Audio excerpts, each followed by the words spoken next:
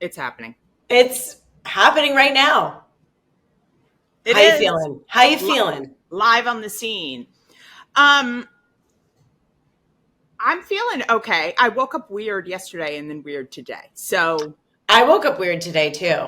I wonder, full moon energy?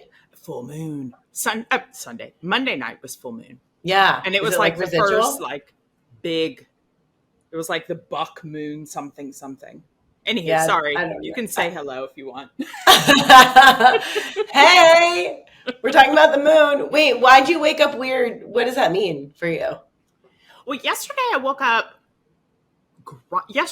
and I felt like I was hungover, even though I had had nothing to drink.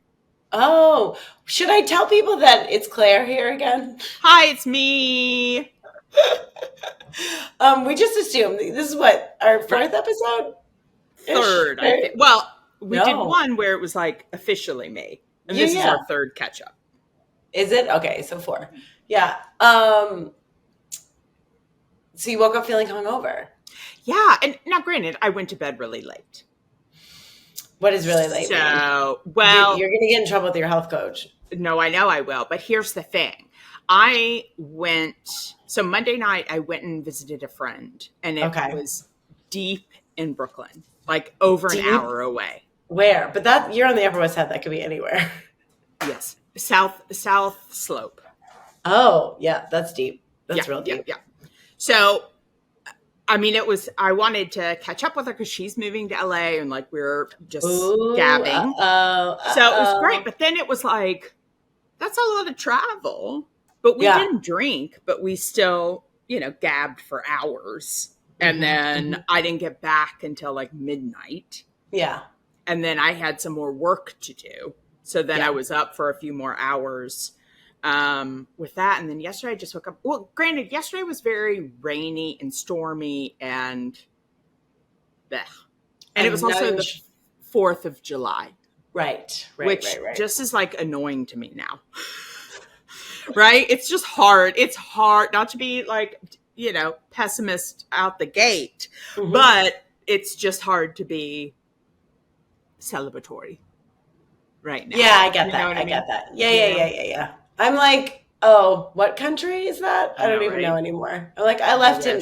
Every time I see anything, I'm like, oh, I love Portugal now. Woo! I know. But yeah, so anyhow, so yesterday was just a little grumpy, and then I just didn't sleep great last night. So, but some of this may be left over from like Big Day Sunday. Yeah. Right? Could. And to further elaborate on that, I had a lovely breakthrough in our summer session.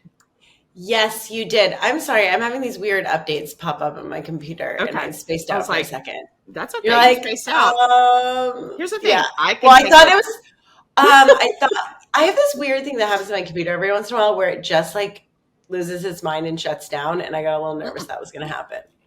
So I was like, let's not do that in the moment, and then it wasn't. Have we cleaned it recently? Have we run a viral check or whatever? Has it had an SDI test, my computer? It probably needs one. Yeah. Yeah. Holy shit. We had a big breakthrough on Sunday. Big breakthrough. And have you had residual? Well, first, let's set it up, right? Let's tell them what it was, right? We don't want to leave them guessing. No. Let's just tease it.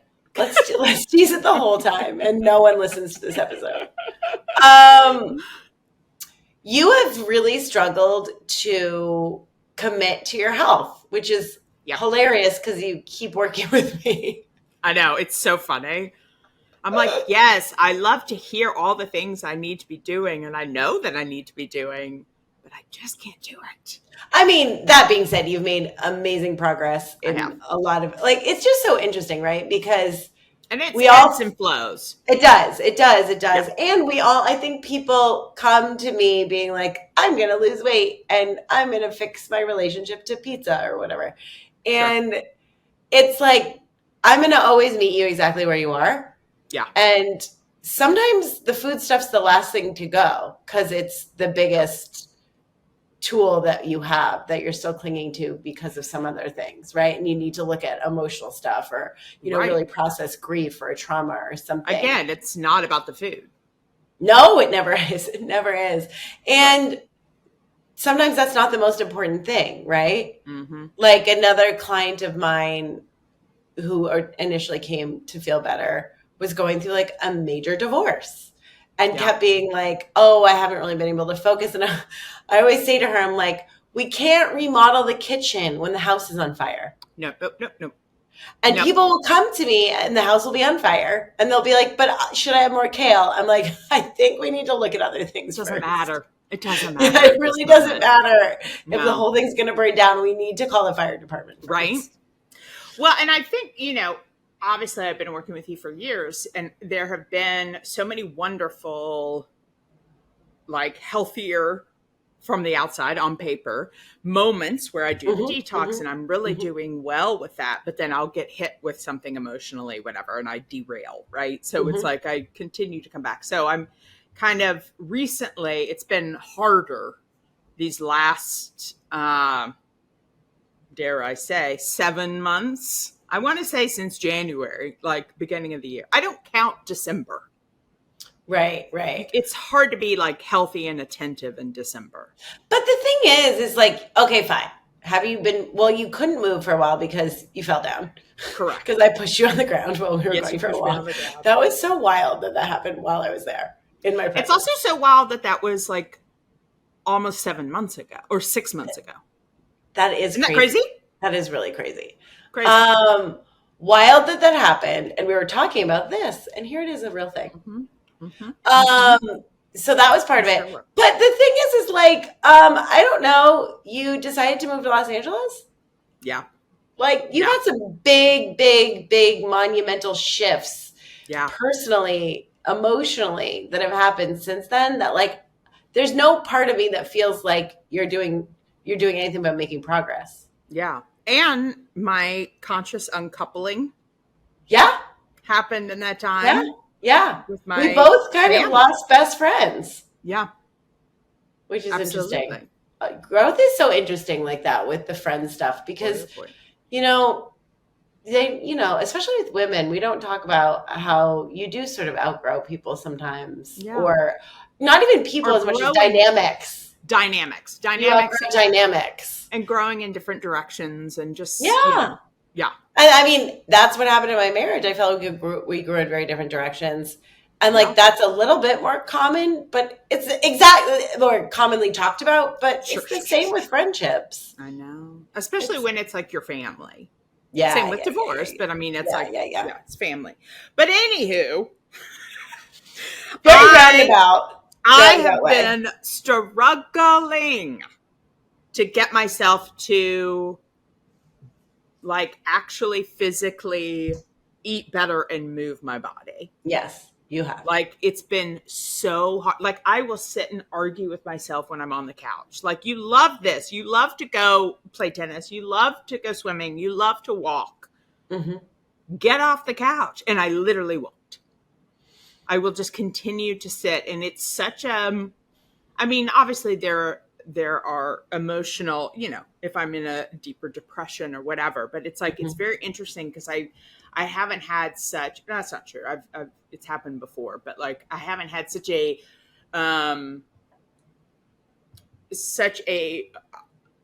literal argument with myself. Right. And so long. It's not like, oh, I should.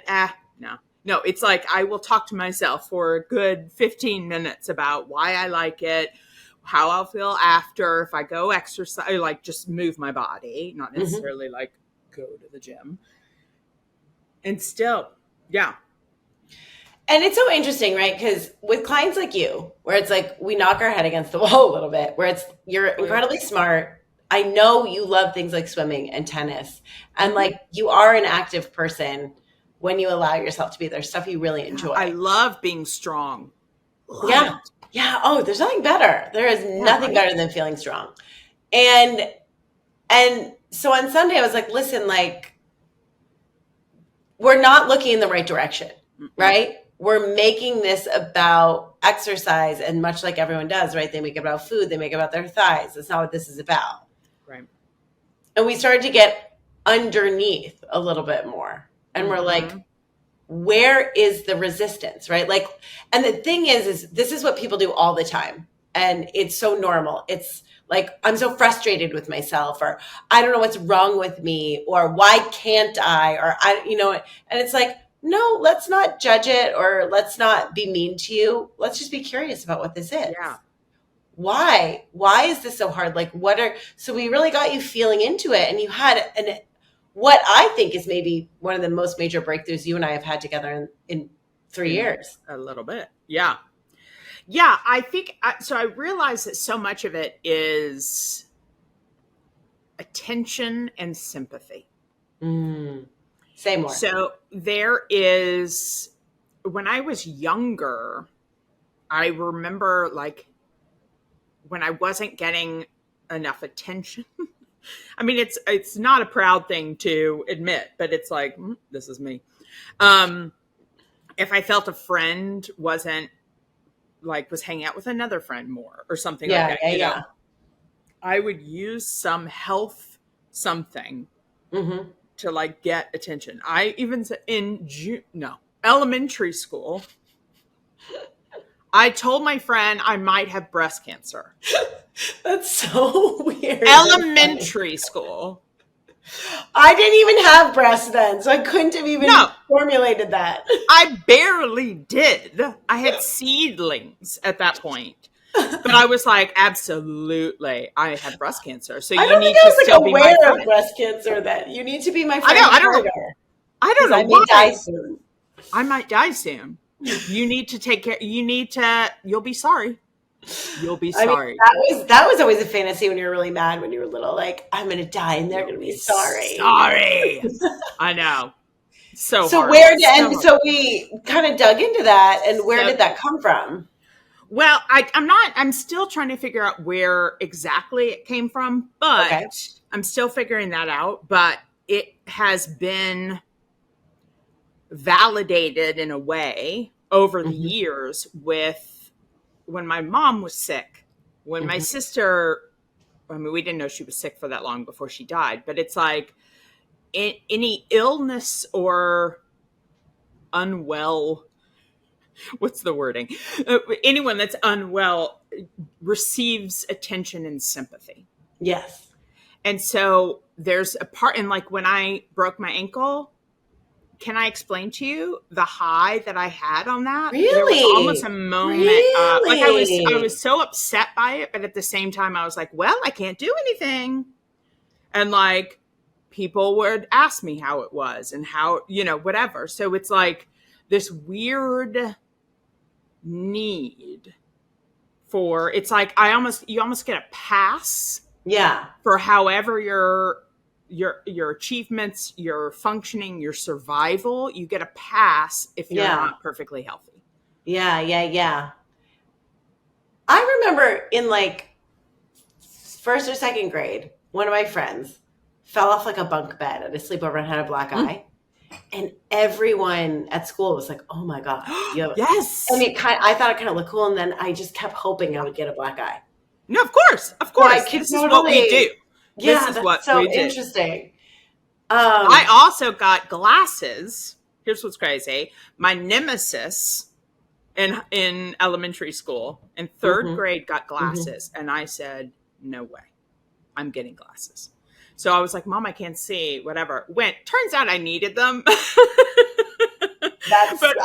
then I was like, it works so well that you still need them today. I still wear them. I don't need them at all. No, but I didn't need them quite yet, but like my vision wasn't great, so then I ended up getting glasses, but it was like, it's that you wish for. Right? Crazy. Yeah. So was anyone, because I know your mom passed when you were a little bit older though. Yeah. Not early childhood. But not when I was claiming to have breast cancer. Yeah. So that's where I was sort of like, were you? Yeah, I was 23 when Mom died. Yeah. Were you around? Were people sick when you were a kid? It's so fascinating because I don't know. No, Interesting. I Interesting. don't know where it's coming from because it's like, well, I guess my grandfather died when I was young, but like I wasn't attached to, like I You're didn't. like, I didn't care at all. Well, I was like, I'm I just barely kidding. knew That's him. terrible. Yeah, I yeah, know, yeah, right? yeah. I barely knew him, and it was like this old man. Yeah, of I was like, course. what? I didn't quite, I Well, and wasn't then you're like, well, comprehensive. that's what grandparents do, right? Right, Die. exactly.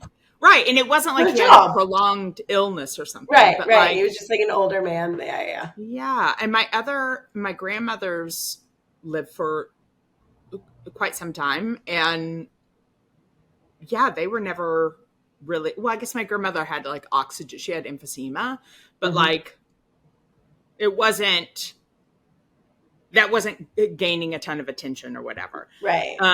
So I'm Well, not sure. I'm not Well, it's sure. interesting because what you said, you were like, I really have this blocker on being healthy. Like, I don't want to do it. I don't want to be healthy. Right. You're like, I Yeah. do not want to be healthy, which is like, oh, it's hilarious that you're putting so much time into working with me. Right. But we were like, why? And what you said, I thought was so interesting was like, oh, I have a very, like, there is a correlation in my brain and my subconscious between being unwell and getting positive attention. Yeah. And as someone who likes and craves attention, I don't know anything about that. Right. All of a sudden, you can see Right. where there's a block there. Yeah. It's very interesting because I think that there's also like another part of it. I think there's multiple Mm-hmm. layers to it, as typically there are. I like someone who was particular with what they ate or Mm-hmm. whatever growing up was the most annoying person to be alive. Mm-hmm. Mm-hmm. Right. So obviously in childhood, it was more of kids that ate nothing but like chicken nuggets, and so Mm-hmm. Mm-hmm. versus like you should eat this, you should eat that. So it was like you But is that never. the eating thing, or is that like like anything where you're having like too many needs, right? There's a, yeah, no, that makes sense. And that goes back to like being really a pleasure in class, or you know what I mean? Right. Like, Being the and good guest. right, right, right. Which you Yeah. grew up in the South, so like that's really. Necessary. Meanwhile, I grew up with like an Asian mother who was like, I remember one time we were at this restaurant and she was like, "This wine glass smells like your perfume," to the waitress in the most like, Oh my God. I would "Hey, die, get this literally away die. from me." And I remember being like, I don't know, 9 or something, and being like, "This poor," and the waitress was on it, like her was crestfallen and was like, Of "I'm so course. sorry," but she was kind of like, "Oh, I cannot drink from this I glass." simply cannot. I And think there's something about when someone like the times that I have been on the detox and yeah, yeah, visited yeah, with friends, there have yeah. only been a couple times where I feel like I've been so proud of myself because I'm social and I'm either bringing my food or Mhm, I'm asking to go to a specific restaurant or mhm, whatever. And mhm, mhm. it's so fucking hard because Yeah. I felt like people who, this isn't always, it's obviously a personal judgment, but I feel like when people are eating healthy in the presence of others, it's a better than. Right, which is a really interesting judgment that you have. Yeah, And not just you though. That is not just like that's pretty common. Yeah, when I was on my healing journey and I had to not eat stuff for a while in right. my 20s. People get really triggered by other people's eating habits. It's Hmm. wild. And it's so funny because you almost have to go into it being like, "Sorry." And I literally, I started doing this in these situations. I'd be like at a dinner and be like, "Sorry, that's going to give me diarrhea." Like Yeah, I will literally say, because it will.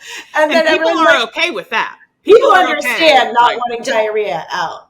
get And it, I get it. literally have to be like, "Sorry, I just don't want diarrhea." Yeah, And like, then I'm like, I'm the gross one that's talking about diarrhea at dinner, but I'd rather be the gross one talking about diarrhea than being like better than you. the uppity, healthy Right, person. Yeah, right, right, right, yeah. right. Which, So you there guys, is can we something. normalize people eating whatever the fuck they want and I knowing feel it's like not it's about better. you? It's gotten better. It's It's gotten gotten better. better for sure. But it's like not about you guys. It's I about know. us trying not to have diarrhea or being bloated or having brain fog or getting a rash. I know. But it's like a mirror up to when you know you're eating poorly, Yeah. Yeah. you know, and then for someone to be like, I'm choosing not to, you're like, fuck you. What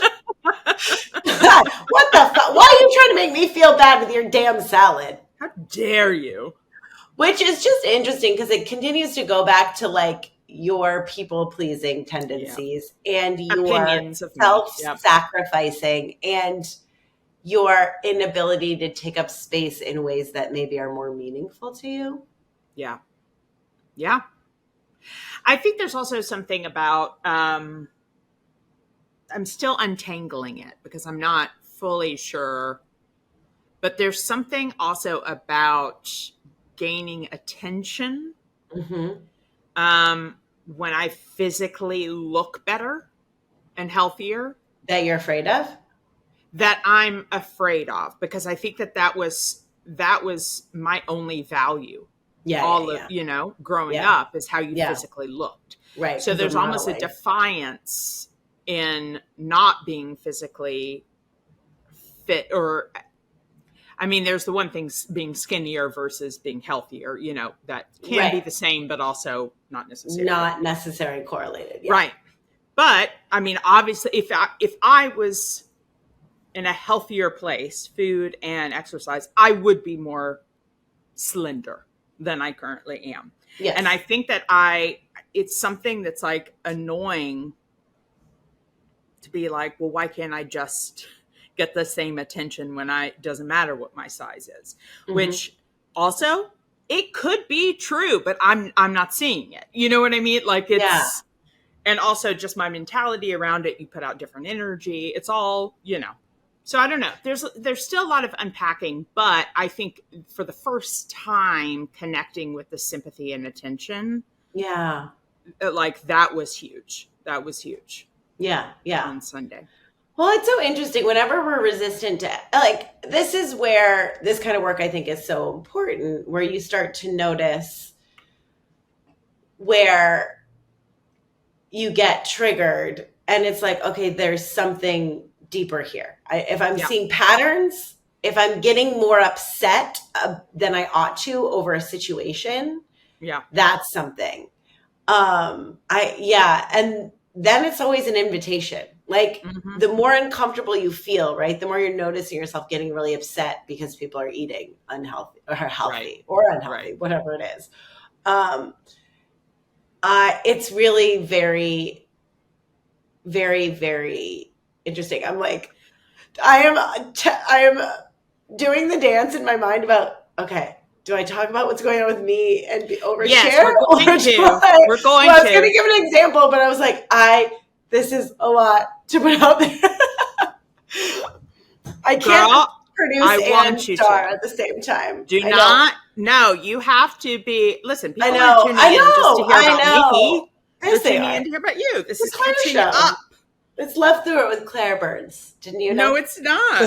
It's with Lianna Nielsen, and Lianna needs to share. Well, I was just going to talk about, like, I got very triggered. Well, I had a really profound moment actually yesterday. Yesterday. Not even Okay, we with haven't you. spoken. We have not spoken about this. Okay. And coming from a couple of different triggers.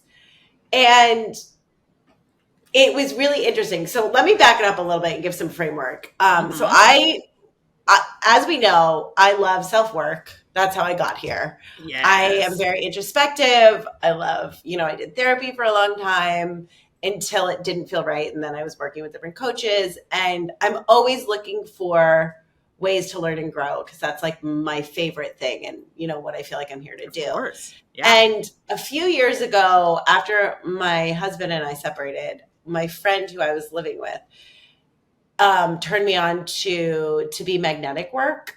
First the Expanded podcast. And it's interesting because I will dabble in spirituality stuff. Like I'm kind of open to a lot of different things. And I think my healing journey created that for me. Like I didn't grow up religious. I was never, very science household.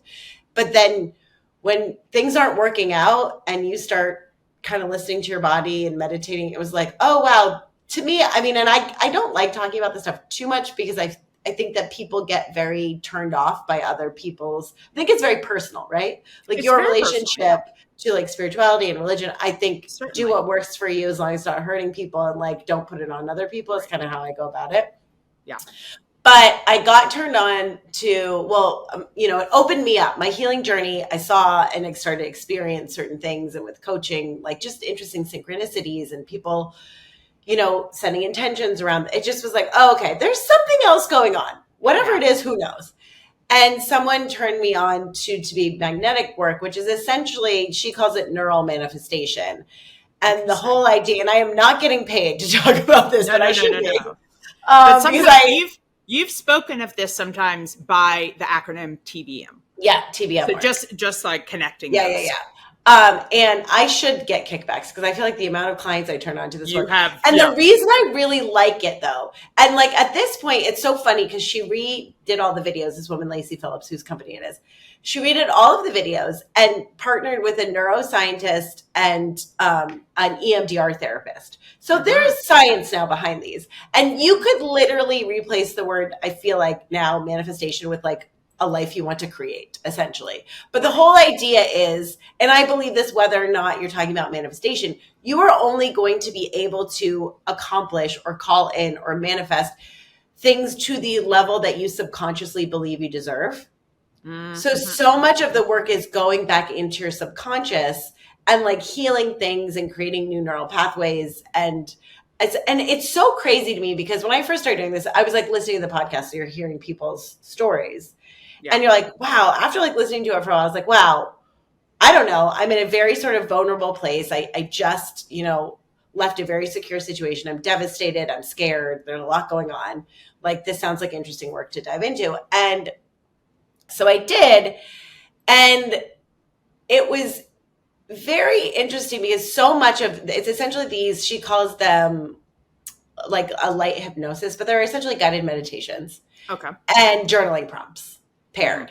And you go in and you're kind of allowed, you let your subconscious sort of like populate whatever the prompts are in the meditation. And then she has you go and reprogram them. And I remember the first time I really, really, really realized this worked for me because I started to realize how much anxiety was.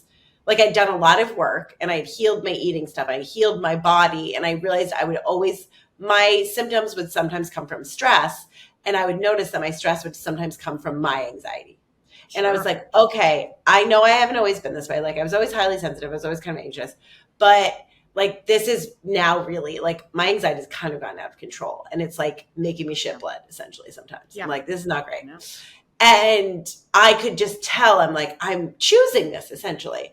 And I remember in one of like the inner child workshop, there was this one memory that came up through a prompt where on Monday nights, my parents would play volleyball. That's how they met, actually. Stop volleyball in Lincoln Park in Chicago. Volleyball is like my mom's favorite thing on the planet. Stop it. I'm obsessed. Like, did you watch the NXIVM documentary?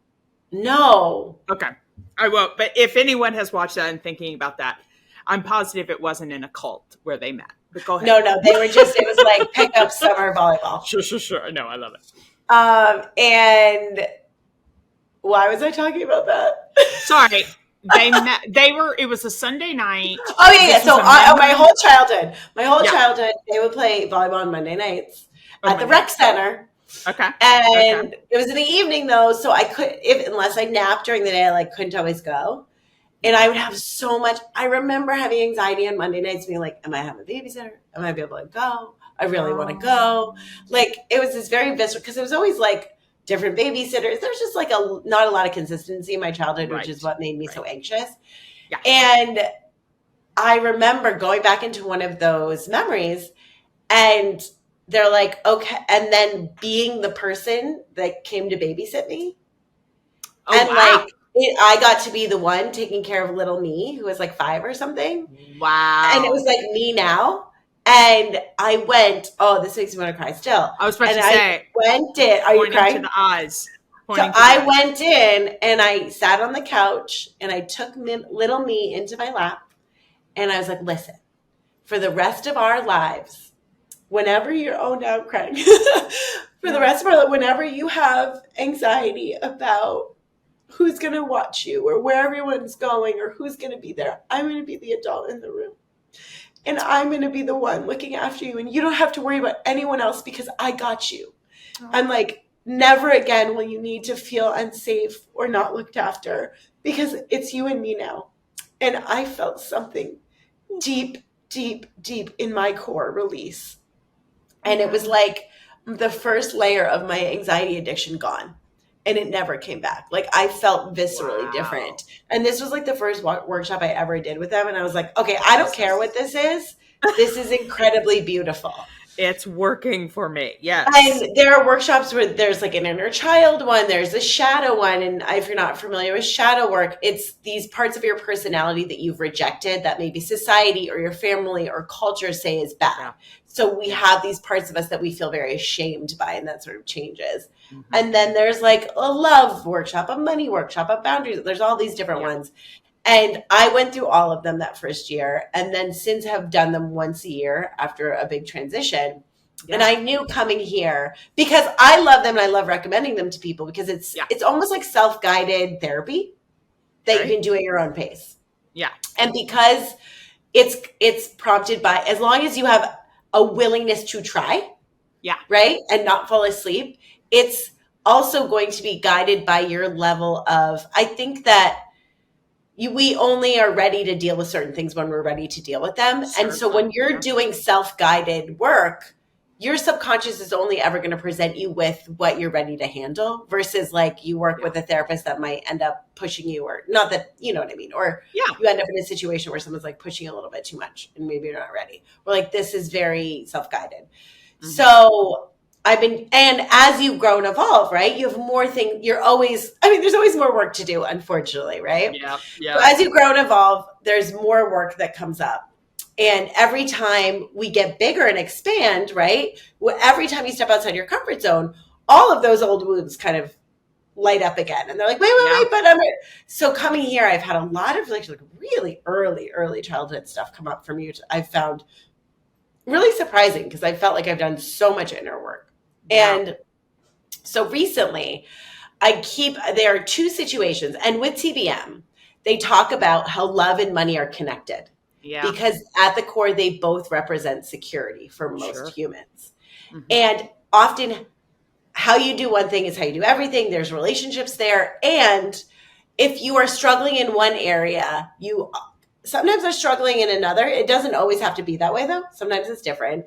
And if you're struggling in one area, maybe making better choices in the other one, like with your job, or, you know, if you're struggling with your job a little bit and you also aren't making the best dating choices, like maybe making better dating choices will reflect that. And it's just really interesting, the correlation once you start to pay attention there, right? Right. Right. And so for me, I have been in this dating situation. Like, guys, you move to Europe and like everyone there is just a different relationship to relationships and Ooh. sexuality and fluidity. And can I tell you, Yes. I didn't realize I was such like a prude American woman. That's how I feel. No, I because in swear. America, it's like they're more prude than you, my friend, because it's such a taboo thing. It's a horrible taboo thing. Don't ever. Right, right. Where here Oh, it's like a lot of people are more queer or bisexual or fluid, and like there are a lot more people who are like polyamorous or open. hmm.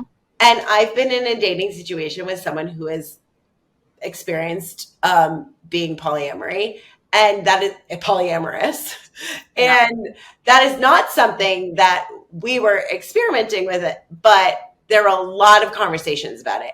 And Right. I realized that every time he spoke about it, I would get really angry and feel really hurt and like almost Yeah. personally attacked. And as I've gotten to know this person, like I know this is just a preference and they Right. care about me and this has nothing to do with me. Whether or Exactly. It not has I want to do nothing it to is do with up you. to me, but it has Yeah. absolutely nothing to do with me. But I would feel so upset and angry. And in the beginning, I just was like, ew, no, gross. And I was being really judgmental of it, if I'm Yeah. honest. Yeah. And it's like really opened me up to be more empathetic and have like a different worldview, which is again why I love being a person and why I moved to another country. It's like I want to be able to have more empathy and see things, Right. right? And just see things differently. So it's been really interesting to like understand that way of looking at relationships and whatnot. But recently it kept coming up and I kept feeling so angry about it. And weirdly, we had this one conversation and I got like very triggered and super pissed. Again, not related to me at all, but super, super angry. Well, somewhat, but not really. And then triggered. Later in the week, I have this new friend who I absolutely adore. And she was triggering me because she, on some level, is like the ideal woman. And has in been your mind, she in is my the mind. ideal woman. Yeah. In my mind. Total package, and has been quite successful in business in a way that I feel like sometimes I struggle with. Like I know I'm very good at what I do, but like running a business is something that like does not come like that is the hardest part of this for me. Business side of what you do. The business side of this is the thing that is the bane of my existence. Of course. So I see in 1 week, I'm having 2 major triggers around relationship and around work. Yeah. And I like have this great dinner with her the next day. I have this almost like vulnerable, like this hangover from it. And I'm like, why am I feeling so weird? I'm like, oh, I feel very triggered by her success and how amazing she is. And that's so interesting because it's not like I feel mad at her or anything. It's like, I just feel bad about myself. So I was like, okay, I've been meaning to go back into TBM and I am going to start it. So yesterday I started the inner child workshop, and this will probably be my 4th time through everything. Okay. And I go into it, and I was saying the night before to this like dating situation. To this dating situation. Yeah. Yeah. About I left him this voice note, really just reflecting on and being really grateful. I got kind of emotional. I was like, wow, I'm realizing that all of these conversations just generally about like dating and relationship and openness is really triggering my core wound, which as a child, right, which is not true, was not true in my childhood, but very early on, because my parents were coming and going a lot and there was not a lot of structure always, or that's a predominant memory of mine, right? Or a predominant wound of mine. And being an only child, right? Doing a lot of adult things that I very much felt probably my biggest core wound is feeling not picked or not chosen or not special or a little bit like disposable or like my needs don't really matter. And that I'm kind of like lucky to be here. And it was so interesting because the town I grew up in was so small that I went to a different town for high school. I remember my freshman year, I would like say I would go do things with new friends and then I would like not. And they'd be like, why did you not come? And I was like, oh, I didn't think anyone would care if I was there or not. Yeah. Like there was like a lot of that where it's like, oh, I didn't think anyone cared. Like I thought maybe it'd be fun, like maybe less. Like I definitely have a whole thing around like feeling like a burden. And so even in a hypothetical situation talking about polyamory, it's like immediately triggering those wounds around not feeling chosen or special or important to someone that you care about. And I was like really acknowledging that like these conversations have been making me feel like really upset. And I was like, thank you actually, because it's like pointing me into a direction where I need to shine some light. And so I went in, and in this meditation, immediately the whole thing, and then proceeding like an hour or 2 afterwards, all I was shown, it was like a reel of highlight reel of all of these beautiful moments from my childhood of both my mother and my father picking me and doing beautiful, loving things. And down to like Xing my bug bites. My mom used to put X's on my bug bites with her fingernails, right? Yes. And like rubbing my legs when I had growing pains, or like little things like when I was so tiny, she would, not even most of my childhood, she would cut up bananas into little discs and put a dollop of peanut butter on each. Do you know how time consuming that is? That's a lot of fucking time. But just like moments like that, and like much bigger ones too, or just thinking about like how I sat and I sobbed for like 2 hours looking at my childhood through the lens of love and through the lens of like how great my parents were and how much they loved me and how much, and it was really interesting to me because it happened yesterday, which was the day the podcast with my dad dropped. Yeah. I was like, this is weird. And like right after the full moon. Right. But I sat there and I continued. I was like a 20-minute meditation. They just continued to come, these little moments of like care and love. And like as an adult looking back at like, I always got to be the kid with the new soccer cleats. And I always, you know what I mean? Like just the little things that always mattered when you're a Yeah, kid, that, you absolutely. know, I got to have the new crayons and I got to go to camp and I got to like my mom, you know, I got to, and I came out of it being like, I had such a rich Oh childhood, my and like gosh. it came with Yes. like there was such a wealth of everything and love and all of the important things I had in spades, right? Maybe we didn't have a bajillion dollars or a trust fund and all these things, but it was No, but like that doesn't everything that was matter. Yeah. important was there. And it was so interesting because I don't know and this is the thing, and oh, this makes me want to cry, right? Because people do the best they can with their kids and like everyone's trying so hard, and like here I am as a 40-year-old looking at this childhood I had, Yeah. and like seeing how great my parents were, and somehow I came out of that with a lot of trauma because of the type of kid I was, Yeah. and just so sensitive and so, you know, there were certain things that were so traumatizing to me. And it was so interesting because when I was out of college and in New York and stressed and bulimic and hated my finance job and all of these things, like freshman year of life, we used to joke. And I was like a fucking disaster. I remember going into therapy and finding out that I was like so deeply upset with like and wounded from my childhood and mad at my dad and it was like, but my brain was like, you had a great childhood. And Yeah. it was so interesting because a lot of my 20s was like feeling that pain and trauma from my childhood and really processing it because it was like deep. While my brain was like, but wait, what? And yesterday, Yeah. I think, was the first time my I really felt like my nervous system, my heart, my inner child, I don't know what you want to call it, but Sure. I feel like my heart cracked open and I was able to finally feel all of this love that I always knew was there. Yeah. And I just sobbed. I sat and I sobbed for like Oh, 2 hours in my bed I and love this. and it was so interesting because sip of water. Because I got invited to this dinner by this girl full of like tech and wellness entrepreneurs, Oh, well. which I fit in with perfectly. They're my Yeah. people. That makes sense. I'm that. And I immediately was like nervous about going and not feeling good enough. And it was so Uh-uh. interesting because at the end of this crying session, and like it just was like unbelievable. I could not believe it was like so unexpected. And it was like, oh, there was this other piece. Like I just felt deeper peace within myself and like an ability to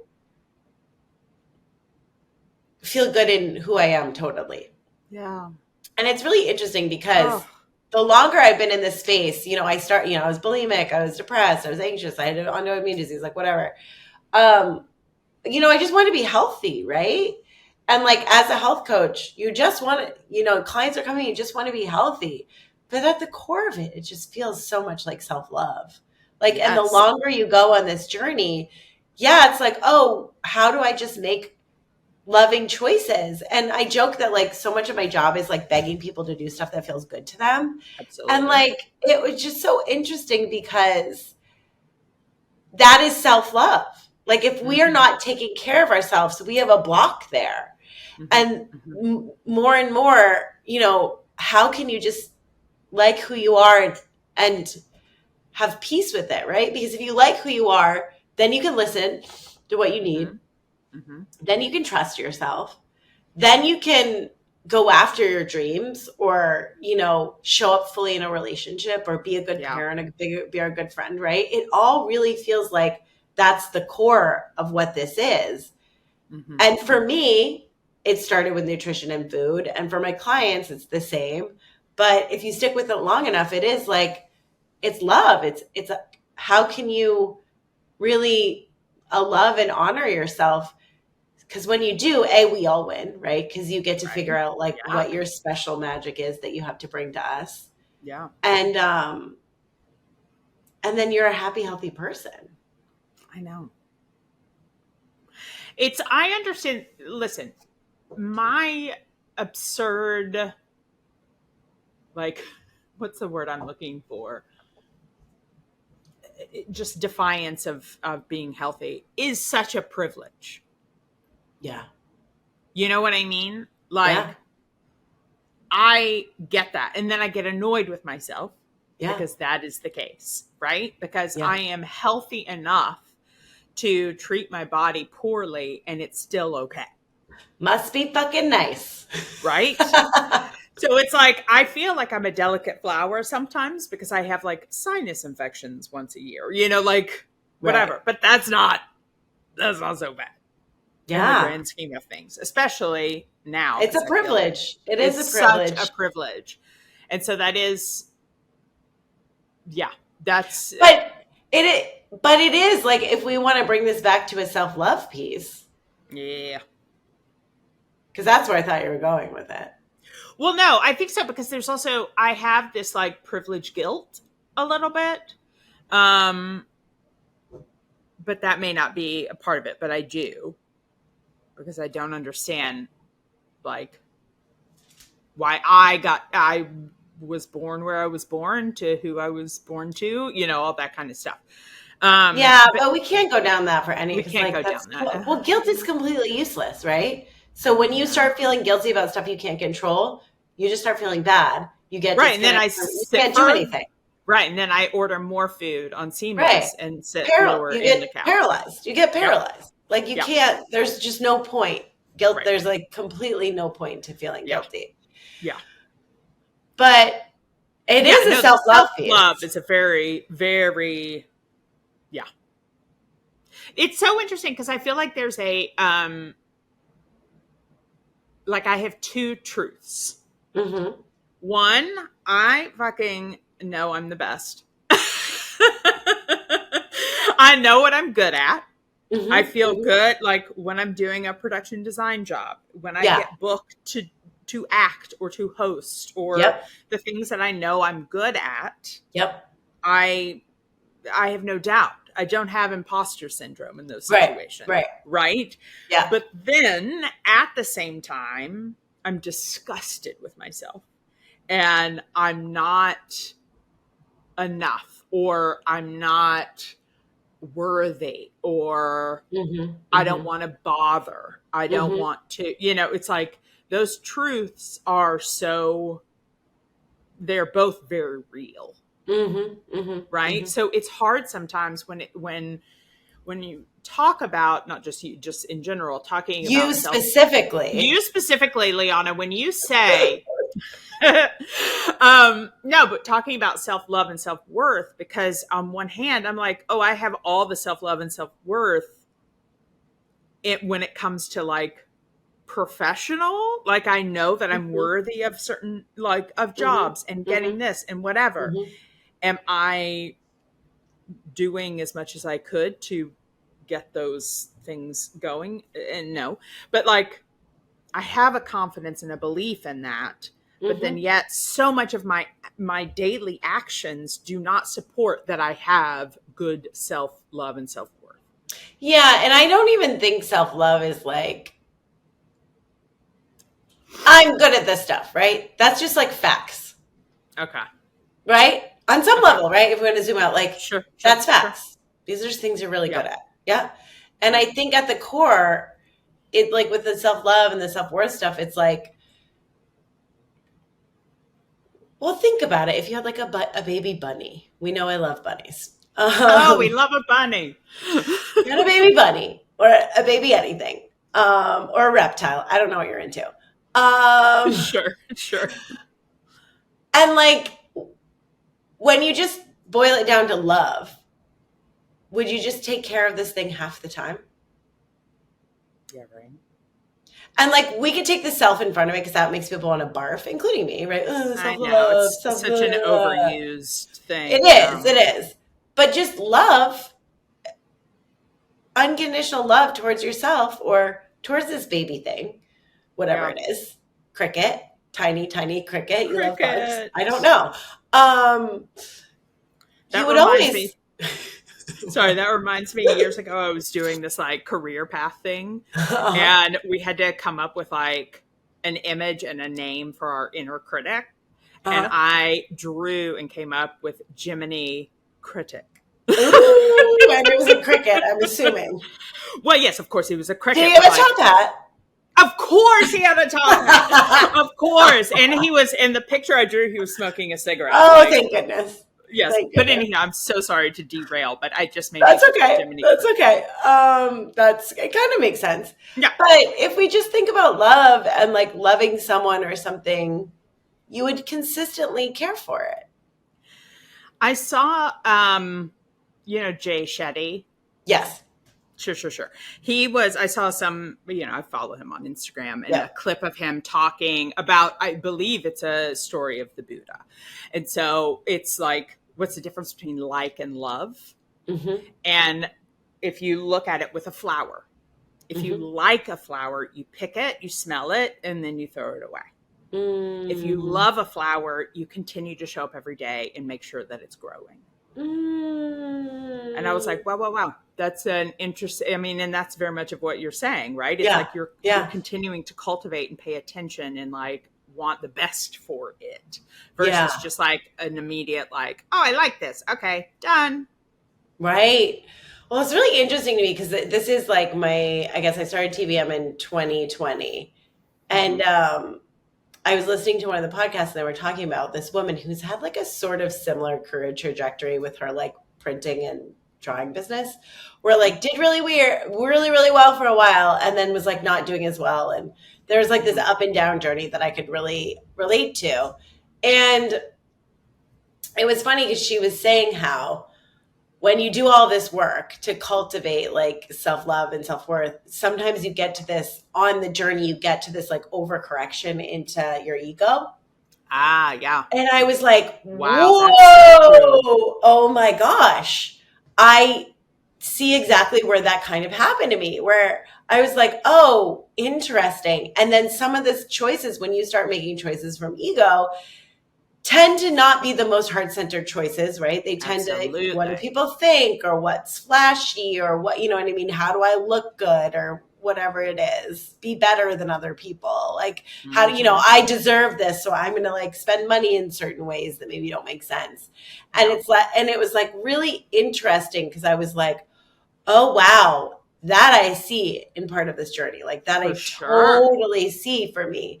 And it culminated with, and it was funny because I had this dating experience last year with a narcissist, and it was my Mm-hmm. first one ever. And I was kind of like, how am I like the most evolved I've almost ever been now attracting a really toxic dating situation? Right. But then I realized like I had gotten to this place where I was maybe slightly over identified with my ego. And, we know Mm. narcissists are like all ego. And the craziest part of it, when I like put all this together, I ended that situationship by the most ego death situation you could possibly have. Yes. By like Yes. telling someone you're in love with them, and literally he's like, "Oh, don't worry about it." The worst. And But it was like, also so important for you to go through at and that like time. so humiliated because it was So he was humiliating. behaving so poorly and Yeah. like literally like shoving me aside for all these other women in this really weird way. And it was just infuriating. And I obviously wanted to go and give him a piece of my mind. And like old dating Yeah. me, 20s, early 30s, would have been like, how dare you? Do you know who Do I you am? do Like, you I not know would who I never, am? like, who am I anyway? But like, yeah, there's a lot of that energy, right? Yeah. And instead of that, I was like, I want to fucking wring this guy's neck. I'm so Yeah. angry. But I was like, we know anger is a secondary emotion, right? What's under anger most of the time? Pain, sadness. And I Yeah. was like, Yeah. what's my truth here? I'm deeply devastated and hurt. And I didn't even realize I was in love with him until this moment that I was like, this is so inconvenient and embarrassing. Right. And the only way to kind of, because we were supposed to travel together, like all this stuff was supposed to happen. And I was just like, I cannot. Yeah. And I basically had to go up to him, like hat in hand, like tears streaming down my face, being like, come over here. I need to tell you this. And it Mm-hmm. was like the most in it was like my truth, so I had to speak it because I really had to like disconnect from this toxic thing. Right. But it was so interesting in resign, like the idea of it made my skin crawl and made me so like feel like really humiliated. But in the moment, it was actually the most powerful I'd ever felt because I was able to Yeah. just show up and be like, this is my truth. This And is I'm it. only making decisions based on that. And Yeah. it was so interesting because he obviously, like with a lot of narcissists, they can't really handle emotion. So it was like he couldn't Sure. hold on to that. And it was like, oh, don't even worry about it. Yeah. And I was like, what a funny reaction to this. Not that I expected anything less. And we sort of had a funny conversation. But it But was it also like, validated what you were feeling, oh, the way that he completely. And reacted. Yeah. allowed me to sort of fully let go. And then it was so Absolutely. over. But it was Yeah. like, oh, in the height of like me sort of course correcting more into my ego with like all of this work, Yeah. I attract someone who operates only in their ego. And then I break myself away from this by literally like ego death, by Yeah. having to like I felt like groveling or something almost like Right. really it felt Right. embarrassing. And in that moment, it was like, whoa, letting go of this image of myself, right? Of Mm-hmm. this Mm-hmm. needing to be cool or seen in this way and just allowing myself to show up authentically and say what I am and like who I am and Yeah. what I need and how I feel. Nothing is more powerful than that. And it's No. been really interesting because it's allowed me to show up in this next dating situation Mm-hmm. completely. And my best friend who was here from one of my birthdays, I almost said, That's hilarious. Well, my you had a lot of celebration. uh for my 40th, she was like, because this new situation is like my ego hated it initially because it was like he's younger, he's not quote unquote my type. There were like so many things Sure. that did not make sense for me and that made me feel um my ego, that my Yeah. teen cool Yeah. girl, my sorority girl, my inner sorority girl, like Absolutely. not feel like judge it, right? Yeah. And it was like, no, I'm letting go of this. Like, I now base everything I do based on like connection and feeling. Yeah. And it was interesting because she was like, this is the most I've ever seen you like just be yourself naturally in any Look relationship. at that. Look And at I was that. like so feeling grateful for this other situationship with the narcissist because I was like, Yeah. through that, even though it was hard, it brought me to this more authentic place where I'm like out of my ego. And it's just Yes. been really interesting also moving then in this really interesting moment in my life where I am sort of dissolving my self concept and like all Mm-hmm. of these things that used to define me, right? I was an actress. I was, you know what I mean? Like I was a New Yorker. I mean, isn't that a Yeah. thing, right? That I'm sure Yeah. you're dealing with right Woo. now. Yes. I was married to like a CEO who was like super handsome and like the perfect Yeah. guy. Like there are all these things that I had wrapped up in my self-conscious that have slowly dissolved. And then it's like, and then there's this other part of society where it's like, whoa, I'm single and 40 and divorced and Mm. like run a weird online wellness business. Like there's so many things that like my brain would have hated and me at 29 would have been like, loser. Yeah. You are a loser failure.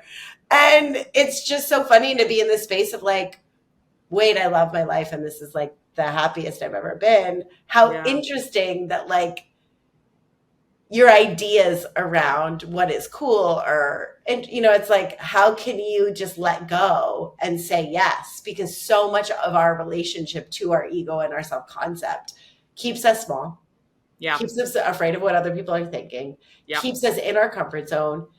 And like so much of that still is like with what I share here on Insta. Like I am shy at my core and there are parts of me that still worry about stuff.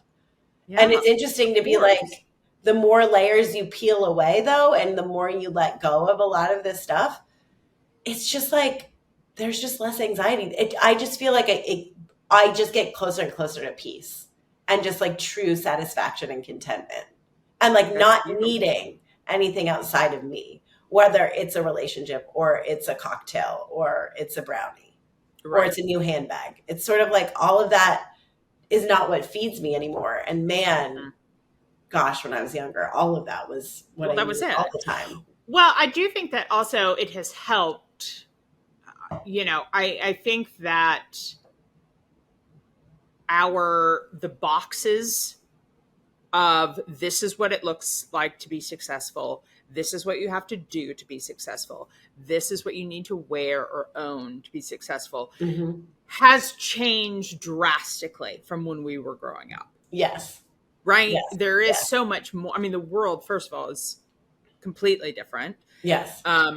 For better and worse, obviously. But it's hard to like unlearn some of those Yes. things, because I know, because you definitely were carrying a lot of judgment on this relationship, on Yeah. yourself, Yeah. on all of that, and that's from boxes and reasons and things that we had learned at a young age that they're not even applicable anymore, you know.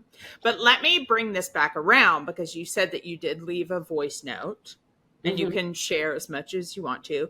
Do you feel like that, not that you're now interested in polyamory,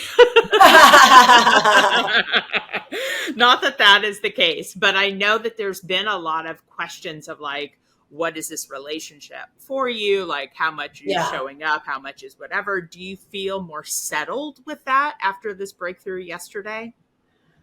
Yeah. Yeah, I do. And Okay. especially when I left the voice note, I felt like it was the first time I really heard that it had nothing to do with me and it was a Yeah. preference, Yep. like Yeah. anything else. It was just a personal preference.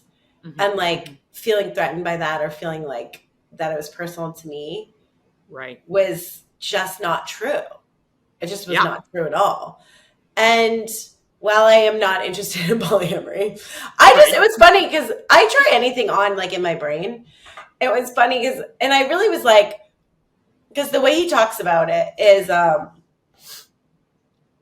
there's just more love, right? Like there's more Sure. opportunity to have experiences and like there's, and I was in a 10-year relationship, so I know what it's like to get bored, right? I think Yeah. everyone Yeah. has those experiences where you're like, huh, wouldn't it be nice to have a hall pass or whatever it is? Right. Right. And I'm sure, obviously I'm sure my husband felt the same way. I Right. Of mean, we're course. all humans.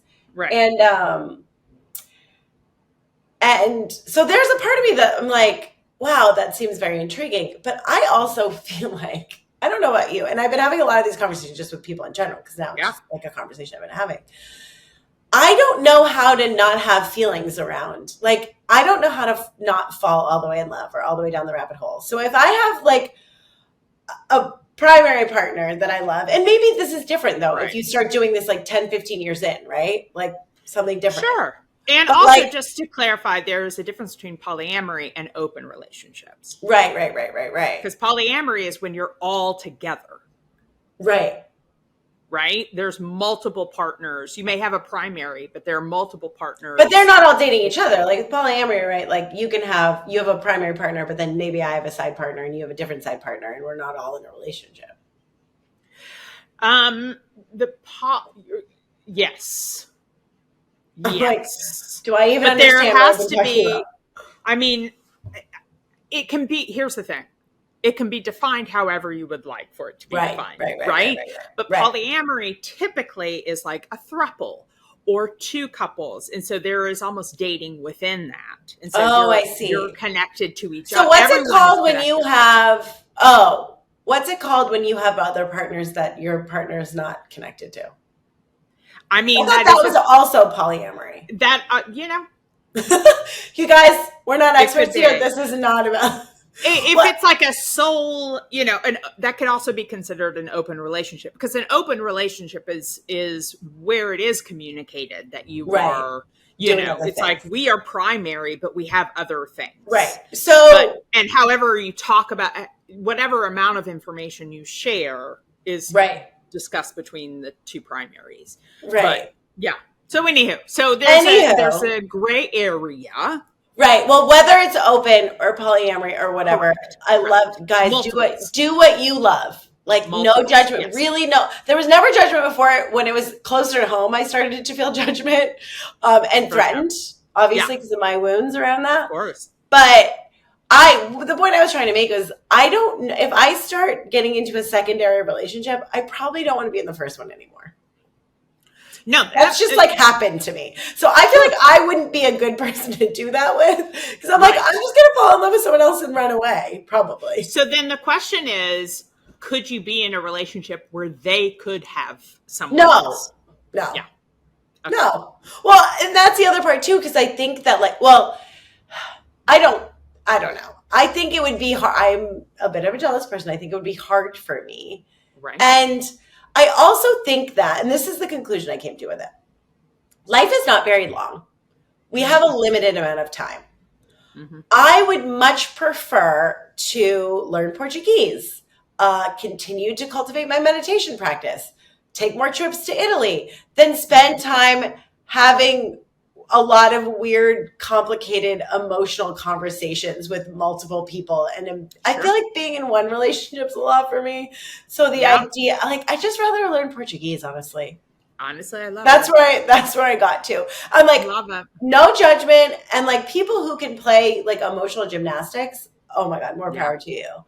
But it was just sort of like, I could probably, if I really needed to figure it out with some suffering, I probably could get there. But what the hell? I don't have interest in that. No. Right? Like, I would rather get better at cooking. Like, I just have other interests. But you're less triggered by someone proposing the idea. I'm just less triggered by the whole thing. Especially, like, we had many conversations, and I was feeling just unsafe that this person was even like interested. You know what I mean? Like, right. And it was like them proposing it doesn't mean they like you any less or love you or any even less. Not even proposing it as much as like talking about it and having experiences around it. It was like immediately triggering for me. Yeah. And I was like, and it was like not like there were just like conversations about it loosely that weren't like related to me, and I was getting triggered. So I was like, oh, there's here. And I know I'm not judgmental, but I was like, okay, there's something really here that I am responding to. Right. And that was, and we all have a little judgmental part of ourselves. We have the Gemini critics. Because when it's a reflection on something that we're upset or annoyed by, right? Yeah. Anytime you're triggered, any trigger, that's on you. Right. It's a gift. It's a gift. Yeah. It's your teacher. It's a gift. But in the beginning, because again, it's not anything I've experienced, or I've never dated anyone who's done that, or I've never been around it as much as like, or conversations around it as much. I was never any, I was sort of in the beginning, I was just sort of like, oh no, like nah. And then I was like, oh, wow, this is really interesting. This is like a me thing. Yeah. Because I feel like no weirdness around this kind of thing. A lot more open. Definitely more open. I think, for the longest time, and I'm still figuring out who I am in dating, because for the longest time, I was ignoring. I always was like, never say never, or like not saying I wasn't queer, but I wasn't embracing it. Yeah. So, so I was dating with tremendous insecurities before. Yeah. And so the idea of being in an open relationship or polyamory, my jealousy and insecurities could not deal with that. Yeah. And so now I feel like, things can be a little different. I don't know. I'm open to more now that I'm more accepting of what I need and what I want. That's beautiful. Yeah. So, I need to still work on intimacy. I need to definitely still work on that, which I don't. You can absolutely be very intimate while in a polyamorous relationship or an open relationship. But I think for me, I need to focus on individual intimacy, which I'm still, struggling with. But so I don't see myself immediately jumping in to a multiple situation, but I'm also never say never. You don't know. Yeah, who knows? This may turn into the polyamory podcast. I know, right? Lianna Claire. Look at us go. I know. Wow, it's the most I've ever talked about this in my life. It's just been a lot of interesting new opportunities for things that I thought would never, or I just never even thought about. Not even like I would never think, but it was like exposing. This is why you should travel, guys. It's why you should travel. Get weird. And I do think, obviously, Europe is so much more open when it comes to sexuality. Yes. But I do feel like, thankfully, and maybe it's because I'm in a New York bubble, but I do feel like the discussion and the eyes are opening more to how people have been living and may want to live in America Yeah, as yeah, yeah, well as yeah, Europe. yeah. So Just there has been openly. a little bit more freedom, a little bit more openness about that. And I also know I'm in a liberal city bubble, but I do think that it's, how many fucking articles about busted sex rings in some suburbia town? Like they're all over it's Right, like these right, things right, are right, right, happening. It's just right. finally talking about it a little bit more with slightly less judgment. And again, I'm in a bubble, but yeah, I Yeah. think it's exciting for you to be experiencing the European way. Yeah. Well, and yeah, yeah. And it isn't everywhere, but I No, definitely no, no. am It's seeing true, more of but I it. mean, it's like it's helping you kind of open that part, which I don't think you would be digging It's into just as giving me a much. lot more empathy and Yeah. looking at people and relationships, and like I now have friends that are men that are just my friends. Hmm. Like Hmm. I didn't have there was not a lot of that happening. That you know what I mean? Well, it was either, I feel like growing up, if you're friends with guys, you were either like a guy's girl and just wanted to be liked by guys and wanted and just saw women as competition, Right, right, right. right? Um, so it was almost like a no or an obnoxious person who did Yeah. Yeah, yeah. right. So but it is very possible to simply have adult friends of all genders. Well, that was the biggest thing that blew my mind. Also, coming here was like, I didn't, besides like maybe through acting or work a little bit, right? Like, Yeah. I remember, and this truly was, this was the truth. Like in my 20s, you'd be in like different dating situations and like they'd always try to hook up with you. And it was Yeah. like you got to a certain point where like, okay, after a certain age, no guy's trying to be friends with you. And that is very specifically American. That is not true here. And it was so funny because I didn't realize, and I kept being like, because I came into this being like, no, like men, like kind of Harry Met Sally kind of I was about to vibes around say it. the number one rom com is When Harry Met Sally, and that is Right. the basis of the entire film. Right, right. Where there was like Yeah. I had that energy because I also haven't had many experiences where even if I've been friends with someone for a long time, they are like, I'm in love with you, or something happens, or they try to Right. kiss you, even when you're like, whoa, where is this coming from? Right. Like I've not success and then all of my successful adult friendships I realized with men, for the most part, I have like one from elementary school Yeah. or Europeans or Brits. Yeah. And then Yeah. I look at all of my European and Brit male friends or ex-boyfriends or whatever, they all have friends that are women. And Yeah. like that's a thing that's here that I was like, that is so simple. And like coming to a new place and like organically making friends, like I have friends that are men now. Yeah. For the first time. And it just is normal. And I'm like, it shouldn't be a big thing, but it feels really Well, nice. no, it is a big thing because it's also in America, we pit women against women. Yeah. And so that's why it's so difficult as well, besides this underlying all men want to sleep with you, because again, Right. you're just an object. You're not a Right, right, human. right. You don't get to be a whole person. Right, exactly. But it's like it almost people, and it's still very much a mentality, and it depends on the situation and your relationship. But it's like my husband or my boyfriend can't be friends with another female because she's gonna tempt him. Right. I mean, I Right? definitely had some of that energy where it's like, why Yeah. are you so many friends that are girls? This is weird. It's Like, weird. what's wrong Yeah. with you? And then the craziest thing Yeah. is I was talking to one of my good friends / again, was a friend at one point, became not a friend. Yeah. We're now friends again, who's the nicest guy Yeah. about this. Who's American. And it was so funny because he was telling me about a dating experience where he went on like the 2 best dates of his whole life. And he was like so psyched on her. And then like things fizzled and she sent him a really beautiful message being like, Yeah. I really loved our time together. Like, I hope we catch up. Like they're both into music and that's how they sort of cross paths. I hope we catch up again at a concert. Like a really genuinely nice, like trying to forge a friendship kind of text. And they met on like Hinge or something. And his response was like, fuck her, I didn't even respond. And I was like, this is like, you're one of the nice ones. I'm like, you're a nice guy. No. And I was like, this is my point. And meanwhile, I went to a housewarming party. One of my girlfriends here is Swedish. All the guys there were guys she had met on Hinge and they decided to be friends instead. Yeah. And I was like, wait, no, there's something Well, wrong with America. well, that's also the male ego that we've But pumped I up think that so women, much. of course, but it was That we've like, pumped up. Yeah. how can you not receive that message and be like, this is a nice person. We did have a really nice connection. Can't we just cultivate? And yes, like maybe we don't have Right. time to be making so many new friends as an adult, Sure. but Sure. like, But can don't be we? pissed about it. I Like, know. It was so interesting to me. yeah, that's Anyway, unfortunate. That is unfortunate. the things I'm learning living abroad, guys, Well, I mean, relationship we're learning dynamics every day.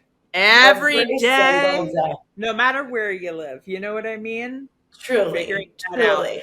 I am late to responding to someone I went on a couple dates with. Oh, we still haven't done that. We still haven't done that. And she followed up yesterday with like, "Hey, just checking in." So I need to. That's on Oh, me. don't be a I'm not dickhead. good. Don't be a I'm a dickhead. full dickhead. I've had all intentions of reaching out, but then what did I tell you? I woke up feeling like I was hungover and the whatever. So these are all excuses, but I have to respond to them. Yeah. You should do that I today. have to. We want to be nice. We want Yeah. good karma out there. Good Yeah. dating karma. And just as that is my last one with my matchmaker, we drank so much we made out in the bar, and then on our second date it was like, no, actually we're not. That was Tequila all glasses. alcohol. Yeah. Tequila. Lovely person, but yeah, not feeling it. So I need to. I mean, it's obvious that we're not like head over heels, but you still got to call it out. So, well, I had no matchmaker, but this situation started with tequila, and then it was like we had a sober hangout. I was like, oh, huh, yeah, this is still good. I love that. I love that. That's good. It's been a journey. It's been a journey. We're all just on a journey. Absolutely. Okay. Well, I feel like we could continue discussing. I think it's done. I'm going to say out loud. Yes. I said it on Sunday, and I'm going to say it again because it still hasn't happened. I'm going to cancel my cable. Oh, good. Because this is a way Claire numbs out. Guys. Yes, this is definitely. And also, people may be like, how do you still have cable? And exactly. Cable? They're also because that. I literally do have every other streaming that I'm paying for. So please know, this is not it's just like so that I have it on all the time. Yeah. Like that is, so I have to, it is a true addiction. So I have to cancel it. I was going to do it yesterday, and I said, but it's a holiday. That's true. Like, I don't want any. On Monday, I was like, I'm doing it today, but then I felt horrible. So then I said, well, then yesterday was a holiday. Okay. So today is the day, which makes me want to vomit. It literally makes me want to vomit. That's so interesting. You literally have every other streaming service. You could just put Netflix on forever. But here's the thing. You have to make a choice with that. I mean, Seinfeld, it's on there. You could just do that forever. And I know, Gilmore Girls. You have to pick which season and which whatever. You just start at the beginning, you let it run. Girl, I have a block. Please know this. This is so interesting. Guys, what are you numbing with? What are your coping mechanisms? Yeah. Are you addicted to cable in the background? Yeah. This is good. Okay, you're going to have a nice closure text. A nice closure text. You are going to cancel your cable. Yep. Those are my 2 acts today. Great. What am I going to do? I'm going to continue doing TBM. Good. Because I'm committed to this journey. It was so beautiful. And I have to say no more. Mm-hmm. This is the problem here. Like, I literally moved to a place that's like, hey, people pleaser. Want to make friends? And I'm like, yeah, I'm going to say yes to everything. I'm going to be the fun one. Well, and that's I gotta also start saying tricky. No. I got to start saying no. Well, now you're at a point where you have a good community, but that's really hard to say no. It's already evolving, though. It's already evolving, which is so interesting. Like, I'm now making new, more aligned friends. That's great. Which is good. But you had to go out and meet all sorts of people to get there. So I'm still kind of doing that, though. I'm still cultivating good friendships. So yeah, and then it's summer here, so it's a free for all. But no, I'm not. I need to show up better for me. So I need to say no more, have better boundaries. Okay. Boundaries is the lesson I'm learning right now. Boundaries. Can't just go with the flow all the time. Yeah. Talking about the TBM real quick, Yeah. there was one of the reasons I haven't done it is because it is self Yeah. guided. You know Yeah. what I mean? Yeah. Like, I want to do it, but that means it's on me, my responsibility to pick a time and do it, or just to do it right Yes. now. And we know Yes. that I am not good with that. So it is something Yes. that I've been fascinated by. Hmm. You've sent me information, The other podcast, people have sent the me, but expanded podcast is a good way to get into it. jump in. And I just feel like I found it during a time where I needed something. Mm-hmm. And I listened to enough podcasts where I'm like, whoa, people have really like changed their lives with this. Yeah. And then I Yeah. really had like a very visceral reaction to it. And like every time, like I did it last year when I was in Paris.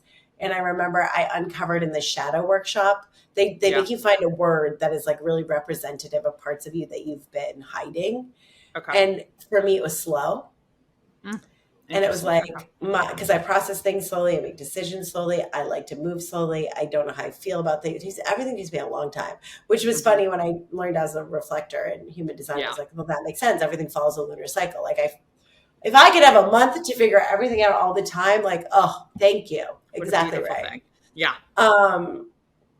But yeah, it was The interesting. And I TBM. realized ever since I was really little,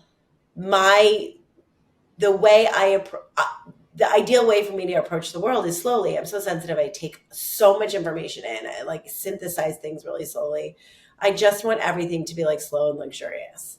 Yeah. And it was so interesting because I remember uncovering that word, making like, because slow obviously is also synonymous with like stupid. Right. And so feeling Right. that, like, and I always felt like, I remember just very early on realizing that my pace of life, how I Mm-hmm. operated, what made other people frustrated. Mm. So, me as a very little girl, Mm. knowing that if I wanted to take my time doing all the things, people would be mad at me. If I wanted to take Mm. my time doing Yeah. my spelling test, people would think I'm dumb. Yeah. So, I was always feeling hurried. So, one of my first and earliest lessons was don't be you. Yeah. And it was like, again, I uncovered that and I had those memories, and it was just cascades of memories. I was sobbing and sobbing and sobbing and sobbing and Yeah. sobbing. And then they say to out your shadow, you just got to own it. So it's like, that's the thing. I'm like, in all situations, I'm like, I am slow. I am molasses. Do not Right. hurt me. I do not like pressure. I process things slowly. I make decisions slowly. I am slow. Right. And Yeah. I do not know how to figure things out until I know how they make me feel. Right. And it was just like really interesting. So it's just like every time I do it, I have like a profound revelation that allows me to be more of me. And any I tool that love gives me more that. permission is what I really want I to know. share with people. Listen, I love it. And listen, maybe once I, cancel my cable, I'll have more time on my hands because I won't be watching all of the TV that's on all the time. Well, I just, for me, it's like a really, when I feel stuck and really frustrated, and I'm like beating my head against the wall and Mm-hmm. like sick of my own BS. I Yeah. love that that's the time I decide not to swear. I know, right? BS. BS. But sometimes that, it has a different effectiveness It to does. It does. to When the I'm story. sick of it, that's when I know, because it always leads to something. So I'm Yeah. never doing it like, ooh, this is Let's going to be take a good for drink. me. It comes Yeah. from like I need gasping for something. breath. Like I need Yeah. air. I need I get it. something. And it always shows me something and Yeah. heals something. It's pretty All cool. right.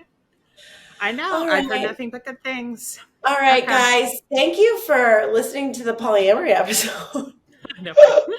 These go in such funny directions. I like I never know love what's going to happen. it. And I I love always it. come out of it being like, did I say too much? Oh, Never. well. Oh, well. All right. Never. I We mean, but that's love you also all. me. I share everything. So I know. So then I'm like, whatever it's level. just us here. I know. Fine. That's fine. All right. We love you all. What are you going to do this week that is going to bring you closer to you, bring you peace? Mm-hmm. What can you do that fuck self-love, that is just love it, right? Just Let's loving. just love. Like, what is, your thoughts, your actions? Filter it through love. Is this love? And if it's And not, something stop doing it. Stop doing it. And something you've said to me before that I have to Mhm. continually remind myself, be your own best friend. Yes. Yeah, Mm-hmm. indeed. And also, Something that would be great for love is liking, subscribing, sharing with friends, and leaving a comment. Yes, we would love that. Would give us a lot of love. That would be loving to us. We would love That'd that be so very much. loving, very All sweet. right. We love you all.